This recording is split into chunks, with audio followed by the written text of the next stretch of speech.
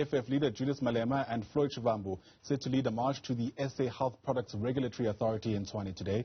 The Red Berets are demanding immediate approval of Russia's Sputnik and China's Sinovac COVID-19 vaccines for use here in South Africa. Newzroom Afrika's senior politics reporter Ziyanda Ngcobo is in studio for us. She's going to be watching this march, for better or for worse. Ngcobo, once again, great to chat to you.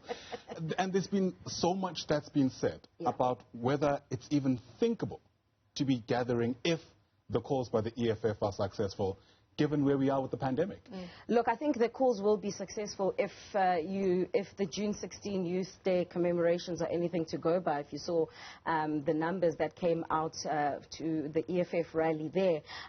But of course, this march is about vaccines. We know that we're in the midst of the deadliest wave yet. So some are calling it a tsunami even. And the EFF is calling for the Sinovac vaccine from China and the Sputnik vaccine from Russia to be approved.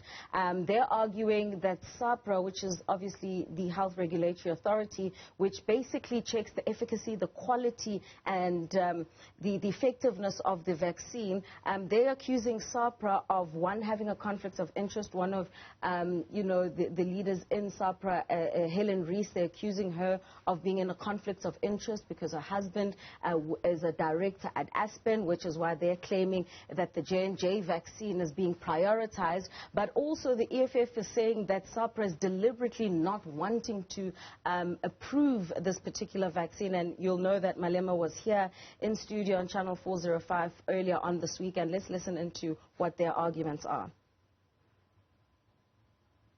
AstraZeneca came here with expiring date that was about to happen in the next 3 weeks.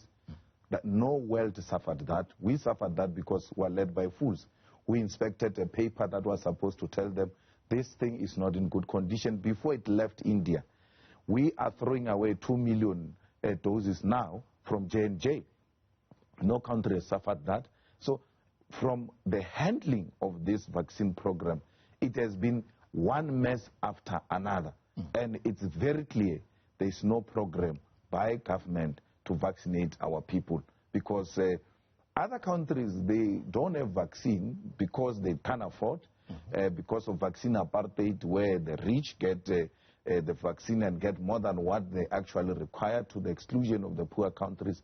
That's fair enough. Yeah. But we are not part of that. Our government could not structure proper deals during lockdown and process all what was required so that by the time we open, we've got enough. Yeah. Why are we not having a Sputnik? Why are we not having Sinovac? Why is Sputnik taking long? Because according to SAHPRA regulations, when you apply for emergency use, it's 48 hours. The people who are supplying Sputnik have applied from last year. Till to date, it's not approved. I mean, I think anyone listening to what Julius Malema had to say on this channel would agree with him. Insofar as vaccine apartheid is concerned, insofar as government's lack of planning is concerned. So now the question becomes, is this the right course of action to threaten the CEO of SAHPRA with EFF members going to camp out at her house? That's the threat. She feels like her family is under threat at the moment. And then to also put at risk the confidence of the Health Products Regulatory Authority in this way.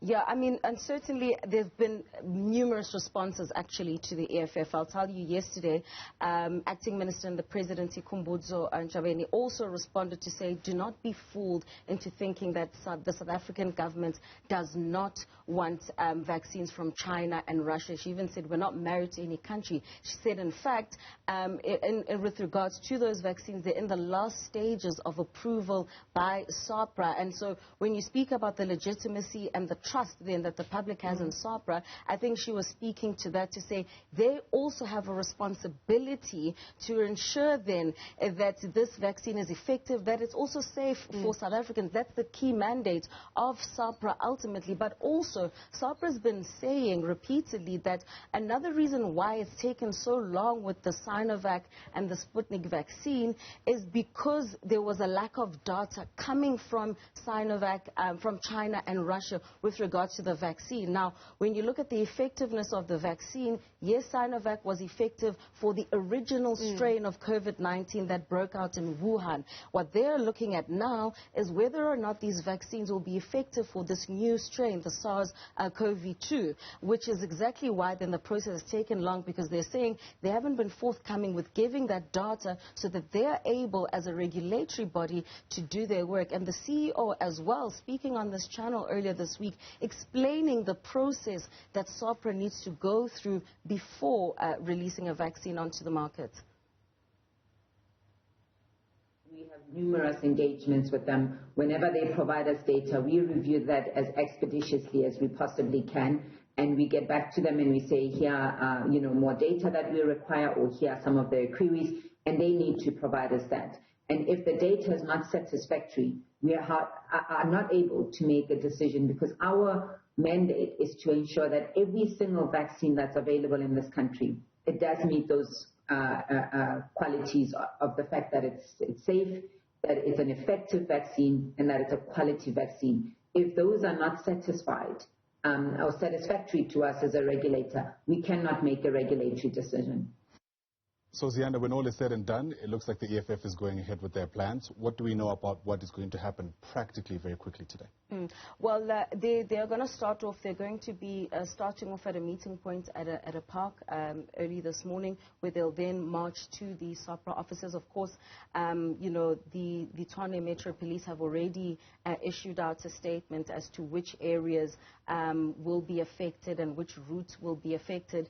But just to wrap up, I think, with this march taking place, you'll know that the EFF has come under a lot of criticism for actually calling for this march, knowing very well that we're in the midst of a third wave, a deadly wave, and the government is arguing that actually you are politicking at this particular point in time, given the fact that we're almost done with this process. We never said we don't want the vaccines from China and Russia. Yes, we had to get rid of the 2 million doses from J&J, but that was also a safety precaution. And so the issue of safety and whether or not the EFF is being responsible then is really something that's come under fire, given the fact that they're expecting large numbers to come out, and it's almost counterintuitive. You say you want the vaccine, you're marching because the government has had a lethargic rollout of the vaccine, and yet you're likely to have a super spreader event in the midst of a health system that is currently under pressure. I mean, we're hearing of stories of 4 hours waiting time